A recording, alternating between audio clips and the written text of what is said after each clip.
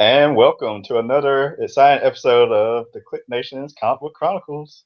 Treasury Edition.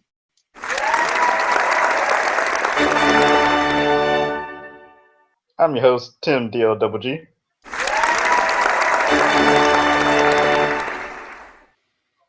And I'm joined tonight by the man behind the sound effects at Agent_70 on Twitter. What's up, everybody? And as Agent 70 said, this is a Treasury edition of the Comic Book Chronicles where we're going to try to do this on a somewhat, I'm not sure what the schedule will be, but every so often we'll get on and try to review some either comics or movies or TV shows that we don't have enough time to get to on the regular Comic Book Chronicles, which is every Thursday night, 9 p.m. Eastern Time. Except for this Thursday night because I'm seeing Avengers 2 at 8 o'clock Thursday night. That's awesome.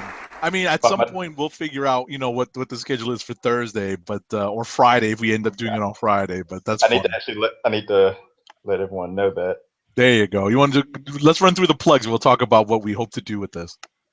So go to the website, theclicknation.com. You can find previous episodes of Comic Book Chronicles and Comic Book Reviews. Follow our Twitter account at CBCron. Like Facebook fan page, facebook.com/theclicknation. Subscribe on YouTube, youtube.com/theclicknation. Also subscribe on iTunes and Stitcher Radio. Just search for The Click Nation. Add us to your Google Plus circles. Search for The Click Nation. Use the hashtag CBCron on your favorite social media websites. And we still monitor Comic Book Chronicles, so you can use that too. Yeah, I've got both columns open, even though Same here. The full one is off to the side, so might not see it here. Right at the moment. And we are a part of the Comic Related and Cold Slither podcasting networks. Go to their respective websites, comicrelated.com and coldslitherpodcast.com.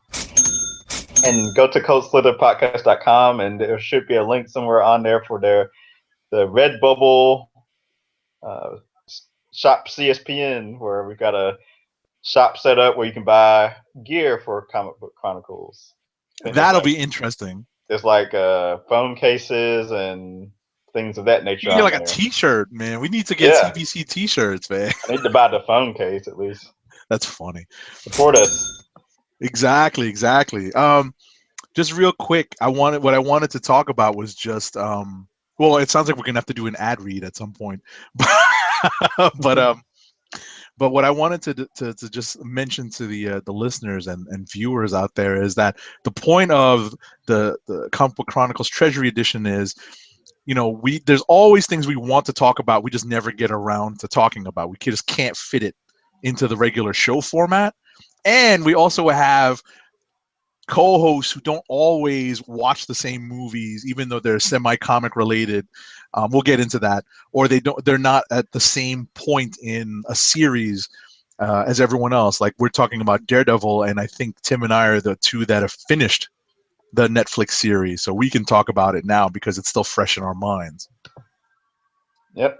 So that's what we want to do, and if anything pops up in the midweek and we really want to talk about it, we'll do a quick Treasury edition. So, it's or at least over the weekend, because sometimes that's how it goes, right? Yeah, like I said, we're not sure exactly when we'll be doing all these, but we'll try to. We put them out as needed. Provide a little more material content. Thank you for the YouTube channel. There you go. There you go. All right. So, I really wanted to talk about a movie that isn't superhero or comic book related, but if you've been watching and reading reviews, a lot of people have likened it to a superhero movie. And I'm talking about Furious 7, the 7th installment of the Fast and Furious franchise. So Tim and I are devotees of this series. I have watched these movies I don't know how many times, and I can drop. Own a couple of them on DVD and Blu-ray. Oh, I don't even own them on that, but I have them, on digital. I'm waiting for a set to come out, like a really cool set to come out when they finish putting these out, and then at some point they'll finish putting them out. But so Tim, what did you think of Furious 7? I've enjoyed the series, especially since they brought everyone back for Fast and Furious, which is the fourth installment. Right. So each movie has sort of gotten better as they've gone along. I'll say, I know probably a second here we're gonna rank the movies, but Right. I have Furious 7 kind of in the middle of the pack. Right. Were you a little bit? I don't want to say I was disappointed, but I have to admit that I was kind of underwhelmed. There were just some parts of the movie that weren't as satisfying to me. Yeah, and I know with these movies you have to sort of take, disbelief, take it with a grain of salt and not try to break down the plot too much. But I did find myself at, kind of looking sideways, like, what's the point of, what's the point of Kurt Russell's character showing up and detouring everyone on a completely before we different go any storyline? deeper into it, we are ringing the spoiler bell for this entire show. You are forewarned. I should have rang it right at the beginning. If you haven't watched Furious 7 or the Daredevil Netflix series, this is going to spoil a hell of a lot. Yes. So be warned. Be warned. We are ringing that spoiler bell. All right. So you were saying, you were saying that you didn't know what Kurt Russell's character was there for. I understood that. He just came out of nowhere and gave them. He was like they're Charlie and Charlie's Angels, just gave them a mission that they were just like, okay, cool, we'll do this for you. He definitely did appear out of nowhere. There was a couple of scenes that I was just like, why are they doing this? What is going on here? Even I hate to say this, the climactic scene where Dom takes his charger and tries to take out the helicopter. Right. I stopped. I was just like, no, that's wrong. That none of the scenes, none of the stunts in the last 3 or 4 movies up until then made me stop and say no. That one made me stop and say no. The end of 6 actually did, where he drove the car out of the flaming airplane, and then the car flipped and flipped and flipped, and then he just comes walking out carrying a suitcase. See, that one wasn't nearly as unbelievable as this one. Believe it or not, at least in my opinion, that one was not as unbelievable as this one. I think the ending of 6 actually had more physics, actually obeyed the laws of physics better than this one. The part of 6 that didn't really obey physics was when Dom caught Letty flying across the bridge. Right. That was physics defying. That was physics defying. And it's funny how for that scene in 6, how they cut the sound, so all you heard was him swooshing through the air, and I'm pretty sure in the theater I was watching it in, there was a couple of giggles and chuckles from the crowd. Yes, I agree. I think it was the same thing in my theater when I went to see it. So what did you think of how they worked around Paul Walker's untimely death during the production of the movie? What did you think of that? As far as that went, they did a great job, because if you kind of didn't try to think about it too much, even though it was hard for me not to, you wouldn't have really noticed much. Supposedly, I read that supposedly all the action sequences were someone else, which was amazing to me, because I could have swore at least a couple. I knew some of them were where it's he's finding the shadows, right? The whole thing where they rescued the girl from that convoy. I thought that was him. I think that was really all him, because I think because of the way that was filmed, I think they probably filmed that one pretty early. That's what made me wonder, was it was it every action sequence that he didn't do, or did he at least get that one done? I think he got that one done. I think where you start to notice he's not there is definitely the ending. You In the know, beginning too, right, like right, when right, they right, blow right, when what's his name, the transporter blows up their house. Oh, Statham, yeah, yeah, yeah, yeah. Yes, Statham blows up the house. That obviously wasn't him. Right, right, right, right, right, right. So, I thought it was tastefully done. And Um, actually, yeah, he had to have done the action sequence, at least the jump in the cars across the buildings. the buildings, yeah, I think. Listen, I think he did that. I honestly think that you could only really notice it at the end. The last few, like the last few battle sequences. Like any of the hand to hand stuff. The battle of L.A. Right, exactly. I think that's where you could, that's where a lot of it was. I'm not 100% sure he did the hand to hand with Tony Jaa at the end. Yeah, that definitely wasn't him. Yeah, I don't think that was him. I think the first scene against Tony Jaa was him, but I don't think the last one was. Okay. But now, what's funny is that now I want to see it on Blu-ray or whatever and just kind of pick it apart to see what I can see. Yeah, I'm debating whether or not to. I'll see it. I'll see it again probably. I don't know if I want to pay regular price for it, but when it comes to our discount theater in Right. like 2 months or 3 months or whatever the schedule is, I'll see it again there. Yeah, I mean, I'm kind of torn about seeing it again because of how I felt about, I was just kind of overall disappointed in the movie. What did you really like about the movie? Um, I admire that they actually tried to come up with like a plot for Letty and Dom. Like they actually addressed how she's dealing with how Oh, she's trying to amnesia. deal the amnesia. So that was kind of cool to see. Yeah, I like that they introduced the girl from Game of Thrones. I didn't recognize her. I'm not a Game of Thrones person. Surprise, surprise. So I didn't really recognize her, but I Yeah, think she brings the something. hacker, the Right, hacker. right. I think she brings something to the table because, with Gal Gadot being, killed off and Han being killed off, Sung Kang's character, they needed a little bit of fresh blood, to mix it up Right. a little.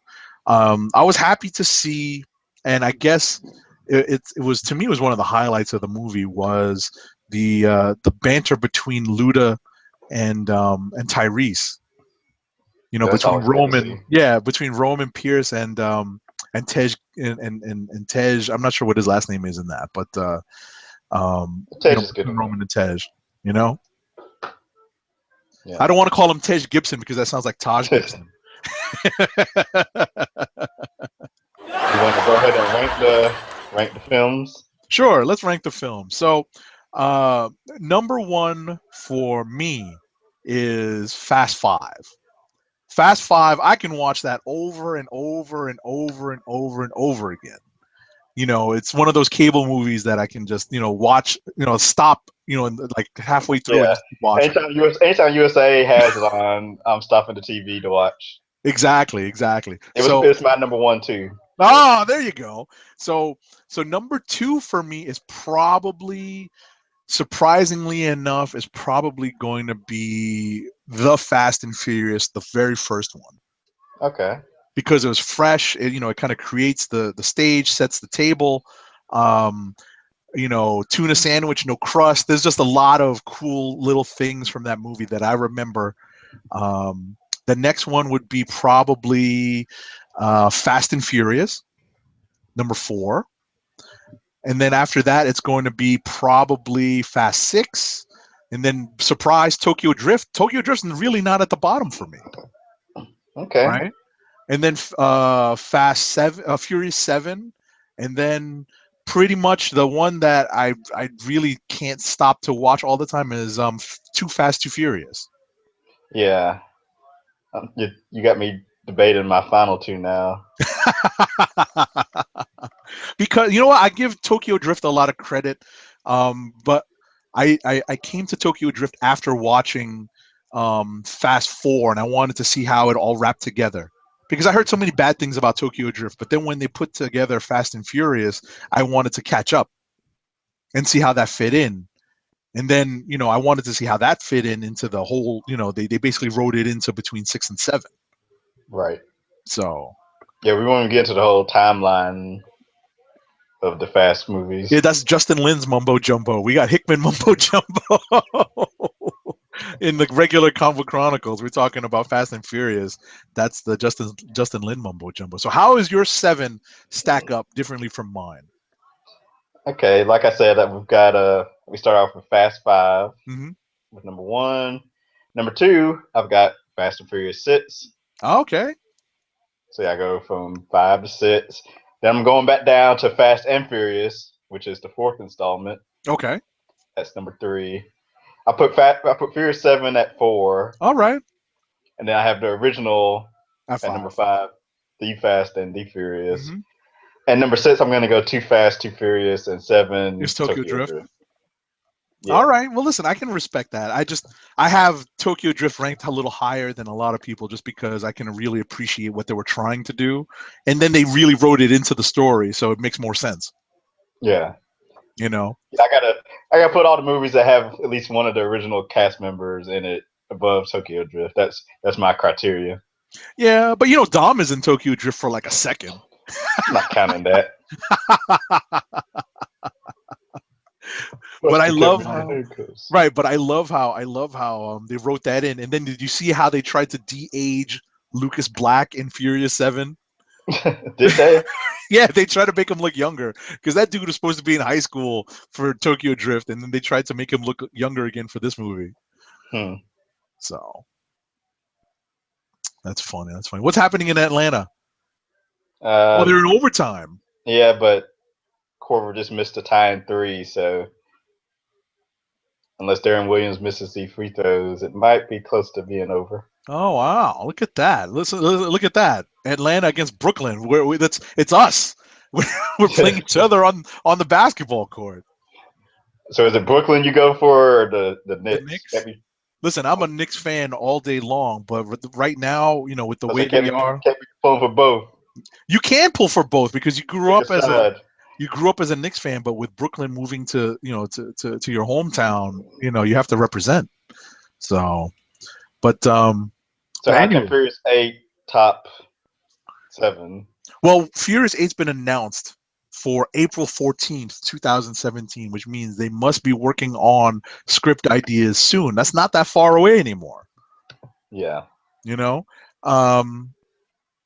I think what's rumored is that they're coming to New York. And that's going to be crazy. Seeing if they can pull off some of the cool things that they do in New York, for like a climactic battle scene, that's going to be insane. So I'm looking forward to that. I think just the locale itself, taking them off their home turf, because you saw how they were saying they were saying in this movie they wanted to come back to LA to fight on their home turf. Take the family off of the LA streets and see how they do in New York. It's gonna be, it's gonna be weird how the last couple movies have been such international flair to see it back to the States. Right. Well, I mean, I figure if you think about it, what locales haven't they really been to yet internationally? So they might want to do too many left. They might want to do Paris. Would they do Moscow in the like in the vein of Jason Bourne? Yeah. They might do Italy. They might do the Riviera. You never know. That's not a bad idea. That's like the Italian job, right? It'll be. I'm sure after the New York, I'm sure they'll go back to making it international again. Yeah. We'll see. I know that Diesel mentioned that he wanted to do something with Kurt Russell that went beyond just Furious 7. So I think that's going to play a part of 8. That's going to play into what happens in 8. So maybe they will be dealing with something stateside in New York. Yeah. But it'll be different without Paul Walker. I wonder how they're going to kind of create the family atmosphere now that I'm going to presume Mia is kind of written out of the movie also. Mia Toretto, Jordana Brewster's character. Yeah, she is. I guess she'll be written out of it. Yeah, eventually. You know what I mean? Well, I mean, And she's if got to be written out if she's off with Paul Walker's character. exactly. So if you think, I mean, unless she makes like a cameo, but at the end of the day, you've taken out most of Dom's family, or at least his real family. You know, like either blood or by marriage. So what you're left with is the crew. You know, so it'll be pretty interesting to see that dynamic. They just need to make The Rock a permanent member of the cast. Make him one of the Furious crew. Yeah, yeah. You think they're gonna make him whatchamacallit, renege against the U.S. government in this one? Imagine that if he becomes the outlaw, he becomes the Brian O'Connor. Right. That you know, I bet you that's probably one of the plot I mean, they're twists. gonna unless he just remains there like he remains their Like government liaison government guy. friend. Yeah, friend. Yeah, maybe, but And it'd be then funny. I can see them becoming like a sort of like a Suicide Squad type group for Kurt Russell. That's not a bad idea. I hadn't thought of that. I hadn't I mean, thought of because that. supposedly that's the reason they're going to New York because of Kurt Russell's character. That's true. That's true. Yeah, maybe it will be kind of like a Suicide Squad type of thing. You know, criminals trying to do good. Yeah. You know, but they've already had their records wiped out. That's the whole point of Suicide Squad, right? What was Remember that? in Fast Six, the whole point of Suicide Squad is to kind of wipe away the criminal record. Yeah. So So they they can't really, go. Yeah, they can't go back to that well. That's the reason they're just gonna like just team. Like they already did one mission for that guy. exactly, they did it for So six. even though it was supposed to, be to get the details on state, to find Statham. Right. But in six, they had their records wiped clean. That's how they were able to go back to the U.S. Yeah. So like I said, they're gonna have to come up with something interesting to keep the family coming back together again. All right. So that sums up our Furious Seven. Yeah, and there's no way we would have been able to fit this into a regular comic book chronicle. No way. So next up, we're going to talk about the Netflix 13. Was it 13 episodes? Yes, The 13. Netflix 13 episode TV show Daredevil that recently dropped on Netflix, all in one shot. And Tim, unlike some people, burned through the whole thing in a weekend. Please, compared to other people, I took my time. It wasn't until that Monday I finished it. Some people were done like by Sunday. It took me a week to kind of make my way through every couple of days. Again, I churned through a couple episodes, so I had a chance to kind of savor it a little bit and really absorb it. And I think that I was smart enough to stay away from spoilers. But what I did read while I was getting started was I read that some people really thought that the first episode was okay, but it was the second episode that really sold them on the rest of the series and kept them interested in watching. Yeah. What do you think? Um. I guess first I'll just say I'm glad I took my time to savor the episodes and uh, not binge because I've never been a binge watcher for one thing, and I've already forgotten the question you asked me. Oh no, I mean, all I was saying is a lot of people thought that the first episode was okay, but it was really the second Oh, episode that got yeah, people everyone hooked went into crazy. watching the rest. Yeah, the fight sequence in the second Yes, episode is what that's what I hooked didn't want to people in. spoil that right away. There is a That's what I'm here great for. Exactly. That was a great fight scene that was reminiscent, that was definitely inspired by the Raid movies, and because it's I one keep hearing tracking shot. I keep hearing all this stuff about the Raid movies. Never seen one. I've seen the first one. I haven't seen the second one. It definitely is reminiscent of it. Even the lighting is reminiscent of it. But Okay. it's so raw, and it's so. And what's cool about this is that because it's not a movie, because it's a TV show, and it's able to take its time to really explore the formation of the hero, Hmm. that we get a bunch of these episodes that show Daredevil struggling. Struggling Yeah. to be a hero, struggling to be, to refine his combat technique and all that. Yeah, it's sort of like the Batman Begins, type story. Exactly, but it was nicely played out over the course of like 13 episodes.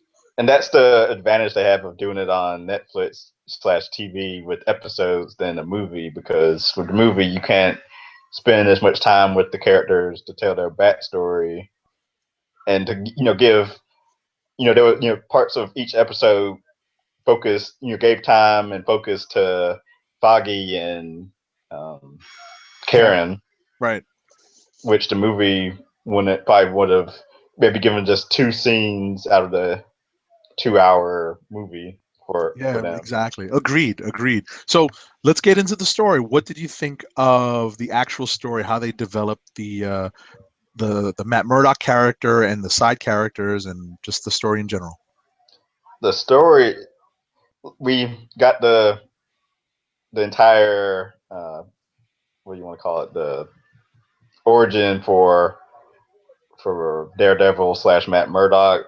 I like that they actually also spent a lot of time showing him as a kid with his father before he passed away. Yeah. Also, I'm not I'm not I was never a big Daredevil reader as a comic reader, so I always forget about the guy that trained him, Stick. Right. So it was cool seeing him introduced for one episode. I think it was one. Yeah, it was just that one. Yeah, and how he trained him as another blind person. Right. I liked Rosario Dawson as, I guess, Night Nurse, Hmm. or a version of Night Nurse. Right. Remember. Of course, the best character on the show is the villain, Wilson Fisk, who I put in my notes. He might be the best villain in the MCU. You think so? Right there with Loki. Yeah, I was about to say I think Loki's the best one, but D'Onofrio is a good actor. Don't get me wrong, but I felt like his Fisk, his Kingpin was a little too emotional. Yeah, Just I, a touch. I saw people complaining about uh, how they made him out to be so like a introvert, like someone that can't uh, speak to people. Right. He was awkward. Right. Well, I mean, I like the twist on the character, and I think D'Onofrio is a good enough actor to really pull it off. I definitely see that. My experience with the Kingpin character has already kind of already has him as like that established, you know, badass, Kingpin literally of the underworld, and Yes. maybe that's what we're all sort of struggling with is seeing him form that character, and seeing where he comes from, because I guess what we all assumed is that he was like the fat kid that got picked on, right? And he sort of Mm-hmm. was. He sort of was, but then now we see how he kind of became part of that, that whole the underworld thing. And spoiler alert, I know I rang the bell, but I got to ring it again. Kingpin's mom. I did not know that part of the story. Is that new? Since he was more of a Daredevil villain, I don't know much about Kingpin. Like, I never bothered to Google this or to check You mean the Wikipedia. part of his mother still being alive, or how? How they sawed the damn father into pieces? Yeah, that was crazy. I was like, what? I totally forgot about that till you just brought it up. I was like, wait a second, what? When did this happen? What He knocked him off, issue and did they then talk about this? he knocked him off, and then they both They cut him off bodies. into pieces, and they got rid of him piece by piece. That was crazy. That was crazy, and I was definitely very shocked to see that on the show. You know what? After the show's over, I'm going to definitely do a little bit of reading up on Daredevil and see if that's actually part of canon, or if they kind of helped the show along by putting that into the origin story. Yeah. But yeah, I was pretty shocked to see that part, man. So since we, it sounds like we both, like this show and its depiction of Daredevil and his characters. What makes this better or worse than the Ben Affleck Daredevil? Let's see. It has the best action sequences I've seen on a TV show. I agree. Bar I none. agree. That alone makes it better. I agree. And I mean literally like any TV show I've ever seen. I don't think I've seen like it's better than Arrow, which has, decent, by the books, Sure. TV fight sequences. I got But you. I like got you. if you really could feel his fighting. I like his fighting styles. It's like kung fu, karate with a little boxing and street fight thrown in there. Yeah, definitely. Because he threw punches kind of like how Christian Bale would throw punches as Batman. Right. Those Batman films weren't heavy on huge fight sequences. It was more like him. Yeah, that's right. That's right. Well, using the gauntlets to kind of fend people off.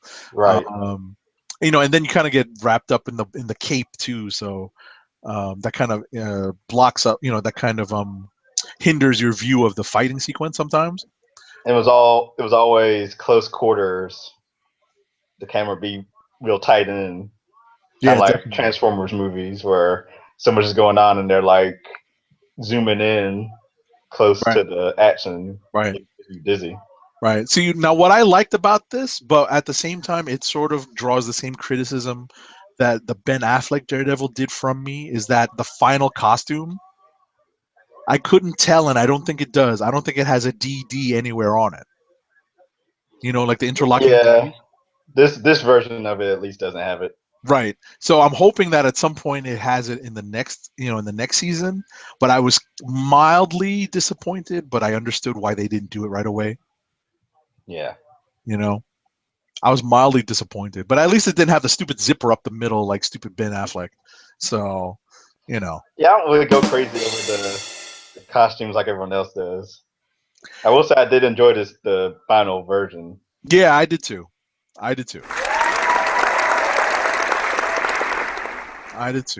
So now that we're happy with this, what do you think they should do with the next season of Daredevil? Depends when it comes out, because like I'm wondering, is it going to come out and be taking place like after Civil War? So could it deal with the fallout of like superhero registration on the street level point of view? Right, and how that plays with the other Defender movies, right? Right. That's interesting because we know what I saw in some of the comic book news stories that I'm sure we'll be talking about on this week's Comic Book Chronicles whenever it is we record it. I saw a story that said that Charlie Cox, the actor who plays Matt Murdock in Daredevil, has a clause in his contract that that he can pop up in any of the Marvel movies if they ask. Yeah. So, who knows how that's going to impact what happens in the next season of Daredevil as well. Like you said, maybe it'll pop up during superhero registration, during Civil War. I think everything's going to be on the table for those movies. Yeah. Because imagine Matt Murdock getting involved in the Superhero Registration Act stuff because he's an attorney. It can happen. Yeah, no, that's like you said, that's definitely on the table, and it's a definite story possibility. But in terms of like Daredevil centric stuff, you said that you're not like the most well versed Daredevil person. I've like kind of been casual Daredevil. I know a lot of the big story beats like Born Again. When Kingpin finds out who Daredevil is and basically tears his life down because Karen Page sells a secret. I don't know if I would think, they need to have some more legs on Daredevil before they go down Born Again to that storyline. But I think they definitely teased Elektra. You heard them tease Elektra in this, right? I'm trying to remember how they did it. They mentioned the Greek chick, the Greek girl. Oh yeah, his ex. Yes. So they definitely teased Elektra for this show, and I think she is going to be coming up very soon. You know, and then I think they're Would going they to treat her introduce her like in the an next ex? season. Like, would she already have been, this assassin? I think they're going to treat her like. I think they're actually going to stick close to what the comics were, which is that she was the ex who ends up getting trained by the Hand. You know, and did you notice that? Right, and I was about to say, did you notice that they also teased the Hand a lot in this, but they didn't mention Yeah. them straight away? Well, I guess with the hand of could they cut what was it not the triad but No, the Japanese guy. the Japanese guy. I guess would that be the The link Hand. to the hand? I think Oh, so. yeah, I put that in my notes too. As far as like of course we want to see Elektra and Bullseye in next season, but what if like the main villain or is the hand I basically? would not be surprised, and that would be pretty cool. You know. Also, I could see the hand being like a cool group villain for the Defenders to take on. Yes. Like they all have to fight them together in a Yes. badass action sequence where they're all fighting these crazy ninjas. Yes. I agree. See, look, we're already kind of seeing how this might progress. I like the Hand being, because listen, the Hand, the Kingpin, all that stuff plays hand in hand. No pun intended, right? No. Right. It all plays hand in hand in the Daredevil comics, and who knows? Maybe they'll use this to kind of intro the Punisher a little bit too. Yeah, he could just be a regular guy that sees all this crime taking place in the boroughs or in the city and Right. decides enough is enough. Exactly. So, who knows? Maybe that's how they introduce him as well. It's all, like you said, it's all there on the table. I thought of something just now. How do you think this is going to affect an Iron Fist uh, show that they've got this great action stuff on Daredevil already that's going to be very similar? I mean, obviously, that's going to be more stylish kung fu with a little bit of magic involved. But you think we're going to be getting a little bit of the same thing in two different shows? Again, that same with Daredevil. Iron Fist, I'm not too familiar with, Mhm. so I'm not entirely sure how they'll go about. Differentiating them? Yeah, I guess Yeah. there'll be more mystic. They can always do more of the mystic stuff with Iron Fist, right? Sure. I mean, they're probably going to do a lot of Kun Lun. Obviously with the Iron Fist, that gives him something separate from Daredevil and something visual that they can use to really differentiate the two. So, um, but I was just thinking along the lines of, like kung fu type action, because look, we were just talking about it before. That second episode really, really sets the bar for Yes, action sequences for these Marvel Netflix shows. So they're gonna have to do, they're gonna really have to step up their game to really keep up. I'm looking forward to it. Absolutely. Well, all right. So I think we've done a great, we've done our Treasury edition of the Comic Book Chronicles. I think it's I would call this a success. Yeah, hit We that got this in. applause. That's right.